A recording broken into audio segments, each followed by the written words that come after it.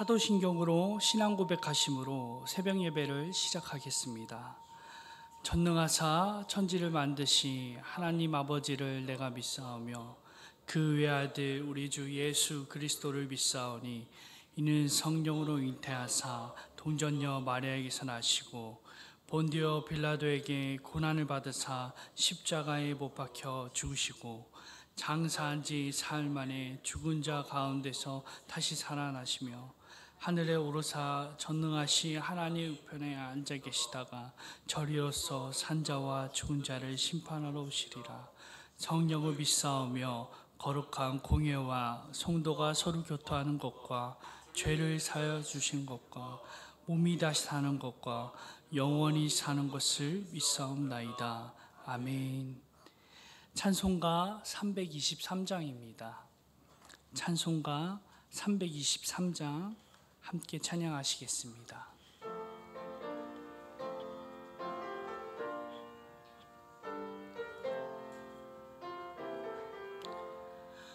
푸른 바다 나서니모 어디든지 가오리다.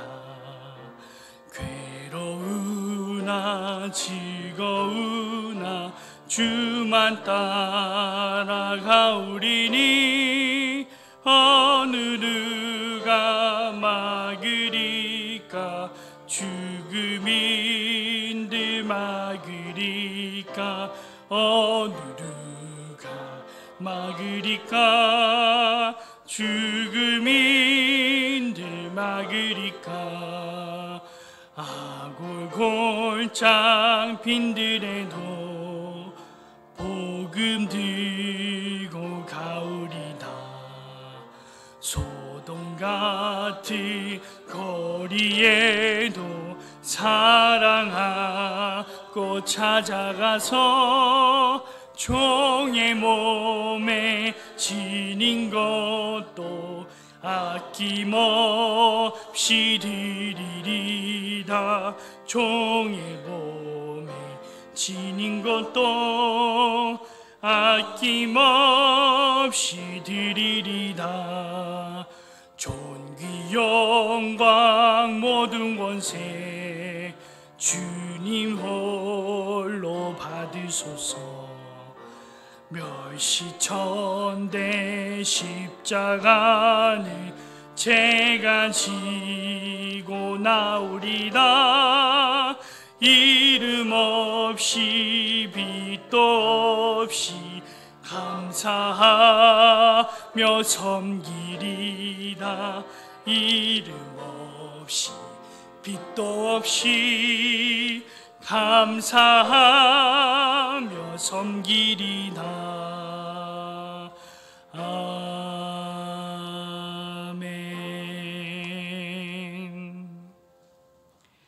오늘 우리가 함께 나눌 말씀은 역대하 25장 1절부터 13절까지의 말씀입니다. 제가 가진 성경으로는 구약 688쪽에 있습니다. 역대하 25장 1절부터 13절까지의 말씀입니다. 역대하 25장 1절부터 13절입니다. 한 절씩 교독하시고 마지막 한 절을 합독하시겠습니다. 아마샤가 왕위에 오를 때 나이가 25세라 예루살렘에서 29년 동안 다스리냐. 그의 어머니의 이름은 요아단이요 예루살렘 사람이더라.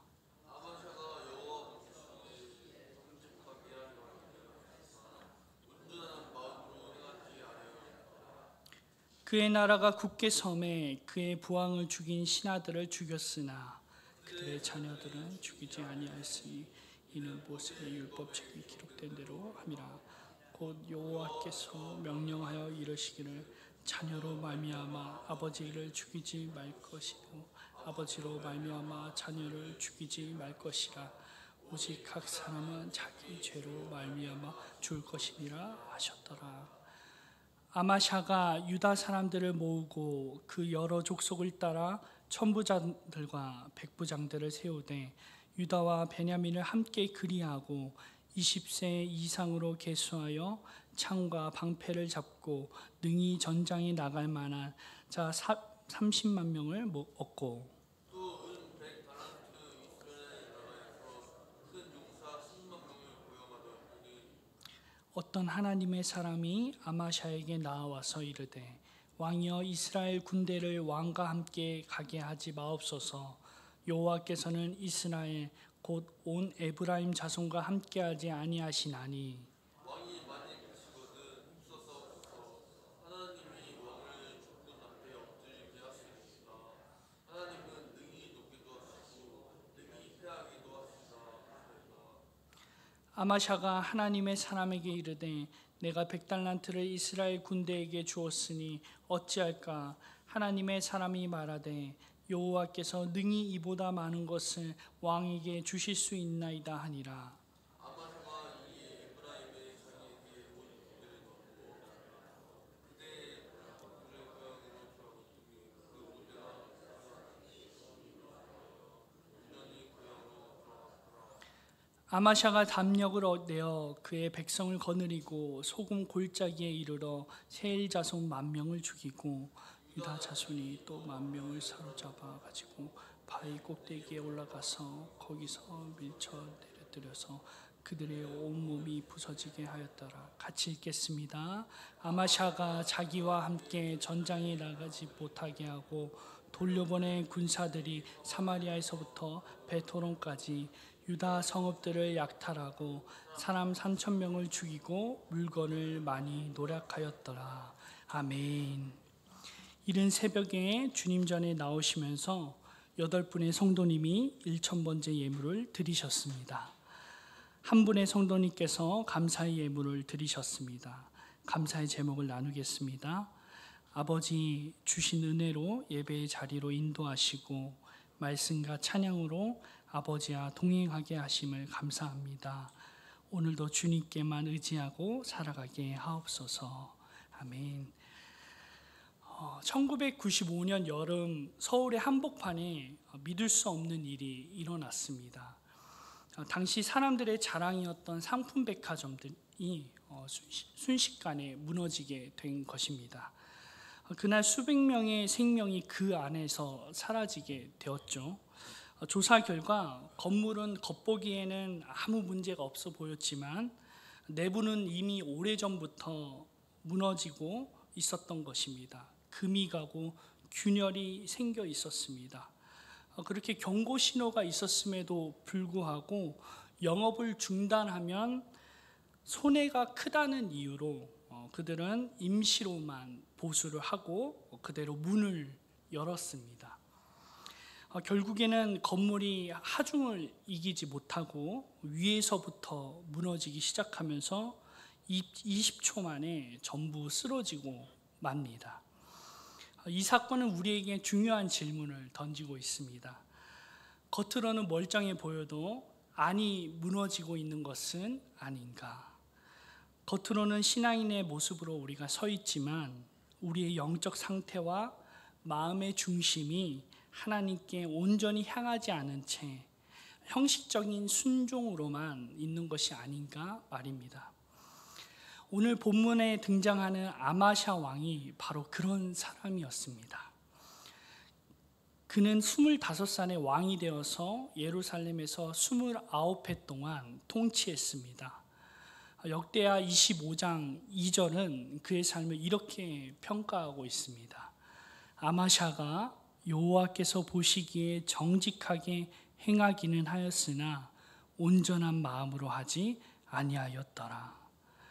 여기서 정직하다라는 말은 곱고 바르게 행했다라는 뜻입니다.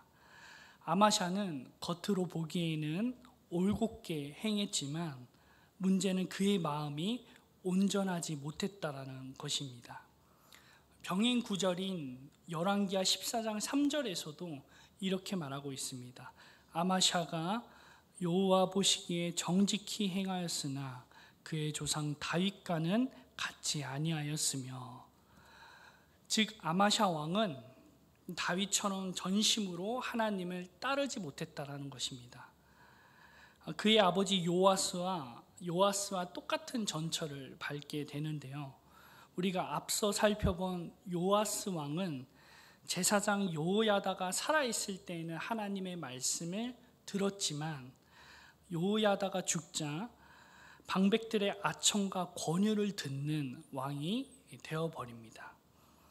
오늘 역대기 기자가 아마샤를 평가하는 그 평가도 마찬가지라 할 수 있습니다. 하나님 보시기에는 정직하게 행한 모습과 또 동시에 온전한 마음으로 하지 못하는 두 모습을 함께 보여주고 있습니다. 먼저 왕위에 오른 아마샤는 나라가 안정되기를 기다렸다가 아버지를 죽인 신하들을 처형합니다. 그러나 그 자녀들까지는 죽이지 않습니다. 이는 신명기 24장 16절에 자식들은 그 아버지로 말미암아 죽임을 당하지 않을 것이니 각 사람은 자기 죄로 말미암아 죽임을 당할 것이니라는 율법에 따른 결정 때문이었습니다. 당시 이웃 나라들이나 그리고 조선 시대만 생각해 보더라도 역적의 가문들은 삼족을 멸하는 것처럼 반역자의 자식까지 처형하는 것이 그 당시 일반적이었다는 것을 생각해 본다면 아마샤의 절제는 분명히 눈에 돋보이는 순종이라고 할 수 있습니다. 그는 말씀을 신뢰하며 또 그 뒤에 일어날 일을 하나님께 맡긴 것입니다. 그러나 동시에 또 그의 마음은 온전하지 않았다는 사실이 뒤에서 곧 일어나게 됩니다. 에돔과의 전쟁을 앞두고 아마샤는 하나님께 물으며 나아가는 것이 아니라 묻지 않고 전쟁을 치르게 됩니다. 그래서 먼저는 인간적인 생각으로 남유다의 병력을 계산하기 시작합니다. 유다와 베냐민 지파에서 30만 명을 소집하게 되는데요. 그러나 병력이 부족하다고 생각했는지 은 100달란트를 주고 북이스라엘에서 용병 10만 명을 더 고용합니다. 전략적으로는 합리적인 결정인 것처럼 보여지지만 본질적인 문제를 살펴봐야 합니다. 북이스라엘은 이미 하나님을 떠난 나라였다라는 데 있습니다. 바울은 고린도후서 6장 14절에서 15절에서 이렇게 말하고 있습니다.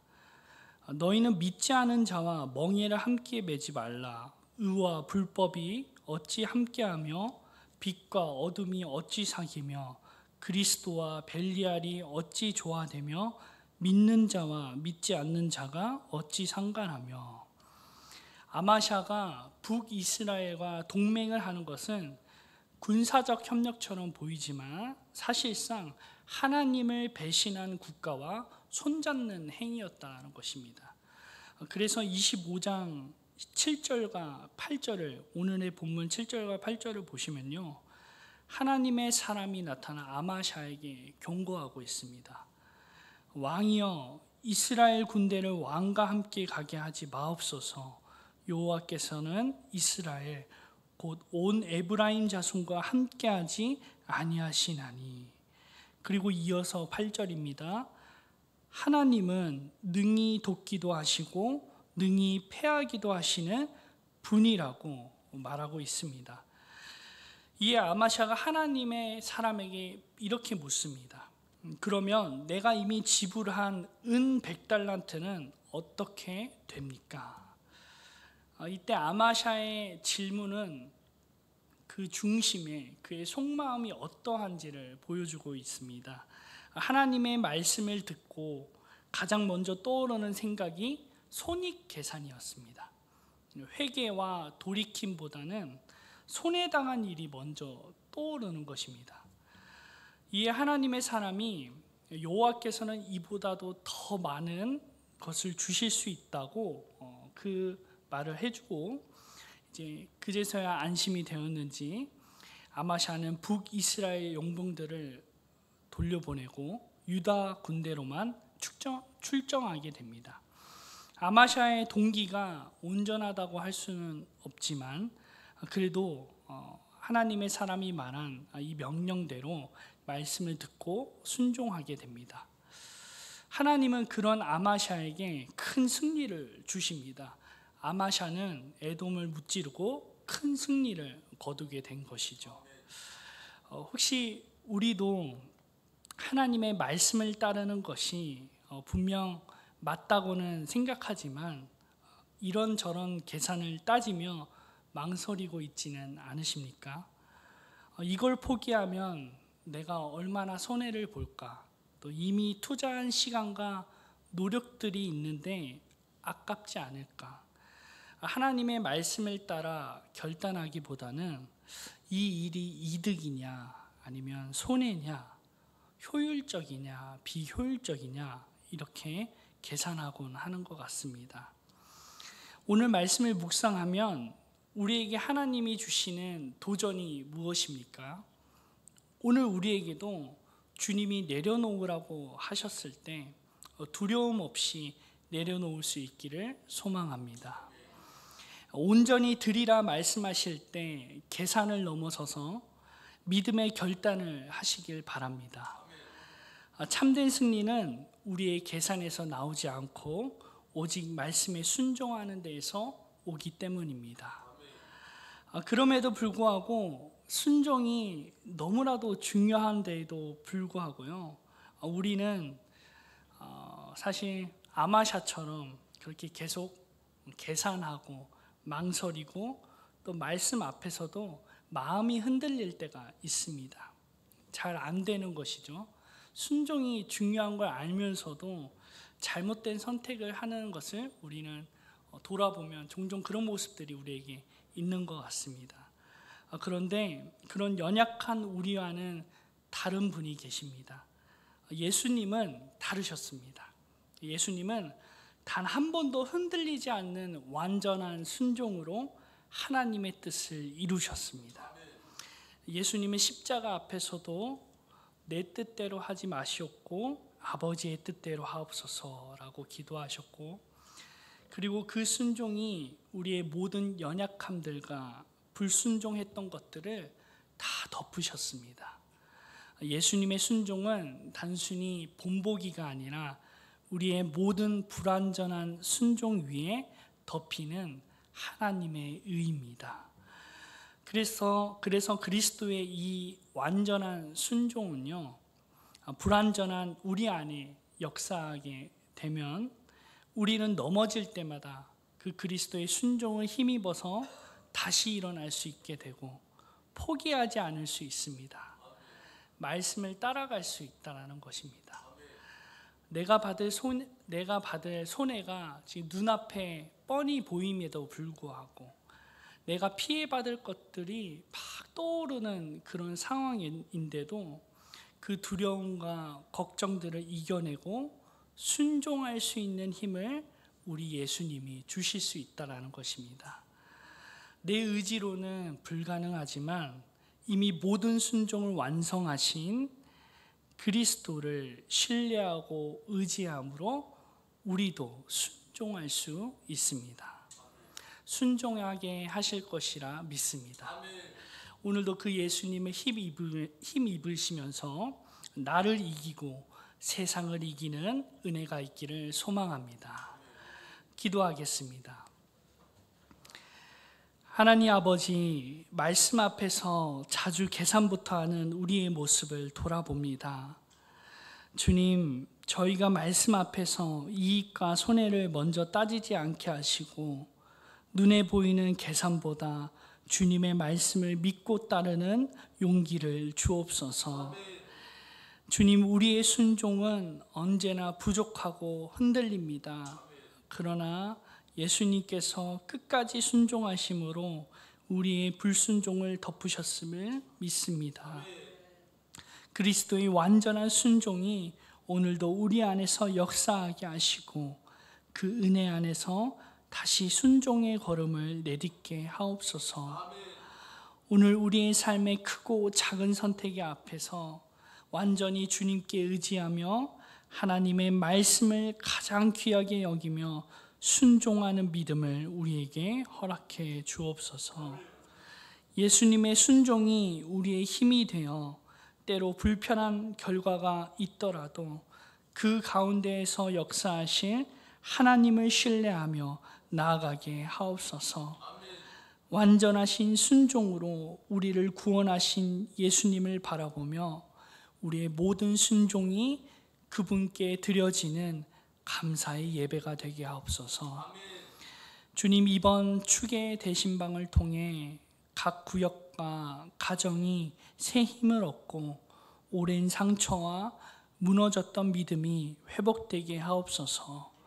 신방의 자리가 단순한 방문이 아니라 말씀과 사랑으로 다시 살아나는 은혜의 시간이 되게 하옵소서. 입시와 취업 그리고 진로를 두고 기도하는 자녀들의 앞길을 주께서 인도하여 주시고 사람의 평가보다 하나님의 뜻을 먼저 구하게 하시며 그 길 위에서 주님이 예비하신 은혜의 문을 열어 주시옵소서. 몸이 연약한 환우들이 있습니다. 치료하시는 주님의 손길이 임하게 하시고 낙심한 마음이 아니라 소망의 믿음으로 하루하루를 견디게 하옵소서. 병상에서도 하나님을 신뢰하는 기쁨이 다시 피어나게 하옵소서. 오늘 새벽 말씀을 사모하며 주 앞에 나온 모든 성도님들에게 하늘의 평안과 새 힘을 부어 주옵소서. 세상 속에서도 흔들리지 않는 믿음으로 살아가게 하시고 말씀에 순종하는 삶이 오늘 하루의 예배가 되게 하옵소서. 우리 구주 예수 그리스도의 이름으로 기도드리옵나이다. 아멘. 하늘에 계신 우리 아버지여, 이름이 거룩히 여김을 받으시오며 나라의 임하옵시오며 뜻이 하늘에서 이루어진 것 같이 땅에서도 이루어지리이다. 오늘날 우리에게 일용할 양식을 주옵시고 우리가 우리에게 죄 지은 자를 사하여 준 것 같이 우리 죄를 사하여 주옵시고 우리를 시험에 들게 하지 마옵시고 다만 악에서 구하옵소서. 대개 나라와 권세와 영광이 아버지께 영원히 있사옵나이다. 아멘.